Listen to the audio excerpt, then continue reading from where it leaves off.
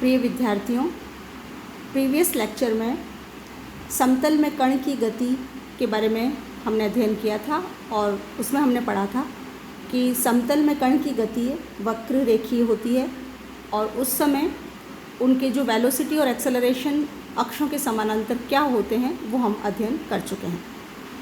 कुछ प्रॉब्लम्स हमने उस समय डिस्कस की थी। एक प्रॉब्लम और लेते हैं। प्रॉब्लम है, a particle is acted on by a force parallel to axis of y whose acceleration is lambda y and is initially projected with the velocity a root of lambda parallel to the axis of x at the point where y is equal to a. Prove that it will describe a catenary. यानी एक कण पर lambda Y त्वरण उत्पन्न करने वाला बल y अक्ष की दिशा में क्रियाशील है यदि कण x अक्ष के समानांतर एक ऐसे बिंदु से जहां y इक्वल टू a हो a रूट ऑफ लैम्डा वेग से फेंका जाए तो सिद्ध कीजिए कि उसका पथ एक कैटेनरी होगा। हमें force parallel to y axis दिया हुआ है। इसका मतलब एक्सेलरेशन जो y अक्ष के समानांतर है उसका फार्मूला हमने पढ़ा था y डबल डॉट, यानी d2y/dt2 की वैल्यू लैम्डा y दी हुई है और चूंकि सारा फोर्स y अक्ष के समानांतर है इसलिए x अक्ष के समानांतर जो त्वरण होगा d2x/dt2 वो 0 होगा। y डबल डॉट वाली इक्वेशन को हम इक्वेशन नंबर 1 नाम दे देते हैं और x डबल डॉट वाली समीकरण को हम समीकरण नंबर 2 नाम दे देते हैं। सबसे पहले समीकरण नंबर 2 को इंटीग्रेट करें तो हमारे पास आता है dx/dt is equal to constant और दिया हुआ है कि जब y इक्वल टू a होता है velocity parallel to x axis a root lambda है। Velocity parallel to x axis यानी x अक्ष के समानांतर वेलोसिटी, उसका फार्मूला dx/dt होता है और इससे हमें dx/dt की value a root of lambda प्राप्त होती है। इस समीकरण को एक बार फिर इंटीग्रेट करें तो हमें प्राप्त होता है x is equal to a root of lambda into t plus a। जब t इक्वल टू 0 होता है तो x इक्वल टू 0, तो ये दोनों मान जब हम इस समीकरण में रखेंगे तो हमें a का मान 0 प्राप्त होता है। अतः इस इक्वेशन से हमें मिलता है x is equal to a root of lambda into t. इसे हम समीकरण नंबर 3 नाम दे देते हैं। अब समीकरण 1 को हम इंटीग्रेट करें तो हमारे पास है dy/dt का whole square is equal to lambda y square plus b. यहाँ b कांस्टेंट ऑफ इंटीग्रेशन है। दिया हुआ है कि y इक्वल टू a पे जो वेलोसिटी है वो x अक्ष के समानांतर है। इसका मतलब y अक्ष के समानांतर वेलोसिटी का मान 0 होगा, यानी dy/dt का मान 0। ये दोनों मान जब हम इस समीकरण में रखेंगे तो हमें b की वैल्यू मिलेगी माइनस लैम्डा a स्क्वायर।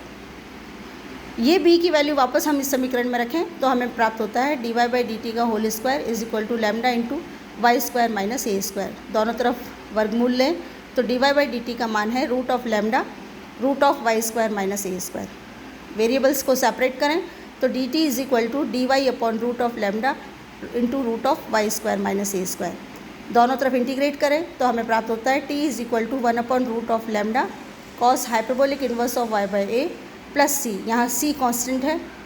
फिर प्रारंभिक स्थिति में हमें दिया हुआ है कि t इक्वल टू 0 पे y इक्वल टू a है और ये दोनों मान जब हम इस समीकरण में रखते हैं तो हमें c का मान 0 प्राप्त होता है, यानी t is equal to 1 upon root lambda cos hyperbolic inverse of y by a। या इसको हम इस तरह भी लिख सकते हैं y is equal to a cos hyperbolic root lambda into t. ये हम समीकरण नंबर 4 कह देते हैं।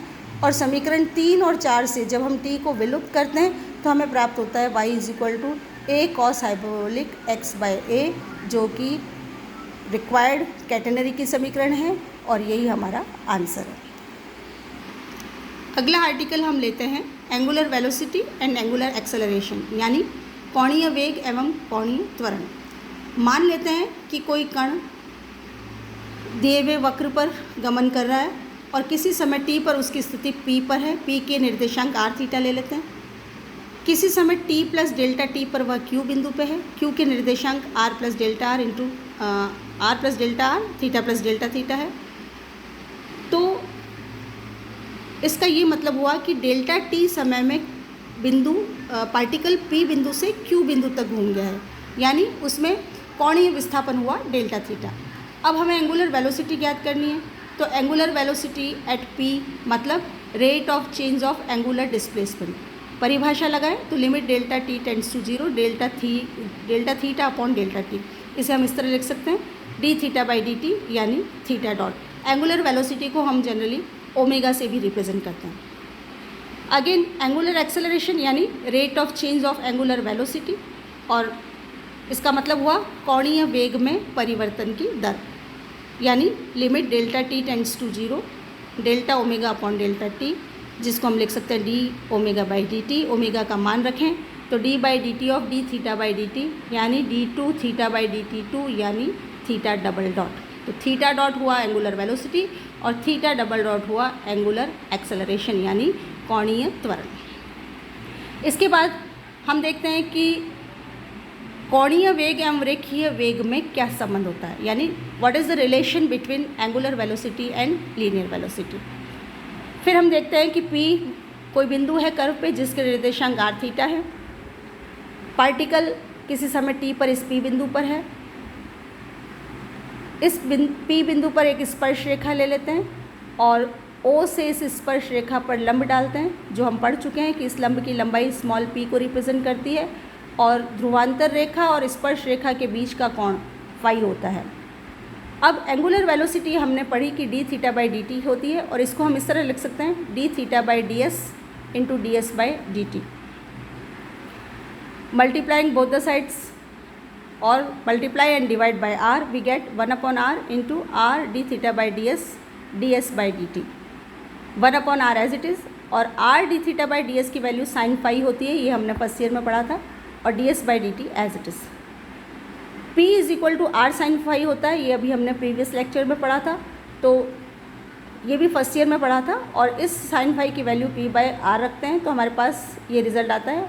और d s by d t यानी वेलोसिटी, तो वेलोसिटी को V से रिप्लेस करें तो हमारे पास theta dot is equal to P by r square into v, और theta dot is equal to v p by r square, और यही रेखिक वेग और कोणीय वेग में संबंध है।